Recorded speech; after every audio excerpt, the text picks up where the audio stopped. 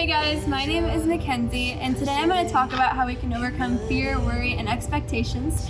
And I'm going to talk about that by taking a look at Proverbs chapter 3. So Proverbs was written by this king named Solomon, who God granted wisdom. And Proverbs chapter 3 specifically talks about the power of God and how when we surrender control to Him, we really have the opportunity to thrive. So specifically, Proverbs 3, 6, and 7 says, "Trust in the Lord with all your heart and lean not on your own understanding. Submit your ways to Him and He will make your path straight." And there's many truths that we can pull from this, but there's three that I kind of want to focus on today. And the first is that God's sovereign view is greater than our limited view. And we really need to not lean on our own understanding. I've done this in my own life. I've tried to control and plan. And planning is definitely good to a certain extent, but we really need to ask God for direction because He knows best. Second, God knows our hearts. He pays attention to us, responds to us, and fills us with peace and joy when we lean into Him.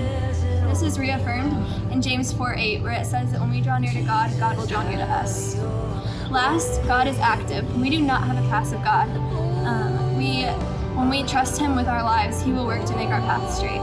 He cares deeply for you, pays attention to the details, and has the best in mind. He is working to refine your gifts, to develop you for kingdom work, and to bring you closer to Him. Now, throughout this past couple months, I've been studying various books of the New Testament with my Bible study, and one of the concepts that came up is this word inshallah, which in Arabic means God's will be done. And in the Middle East, they'll say this just after they make plans.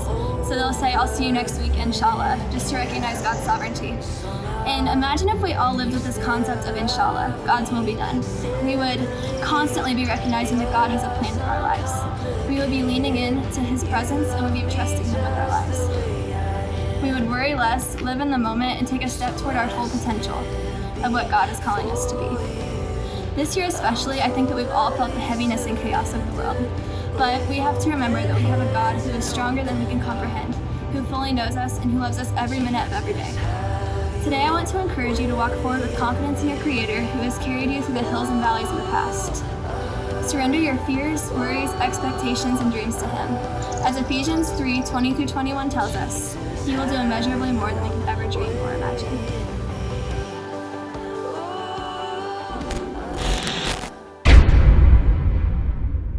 Hi guys, I'm Mr. Taylor from Whitewater Youth, and thanks for watching. Like, comment, subscribe, and check us out on Instagram.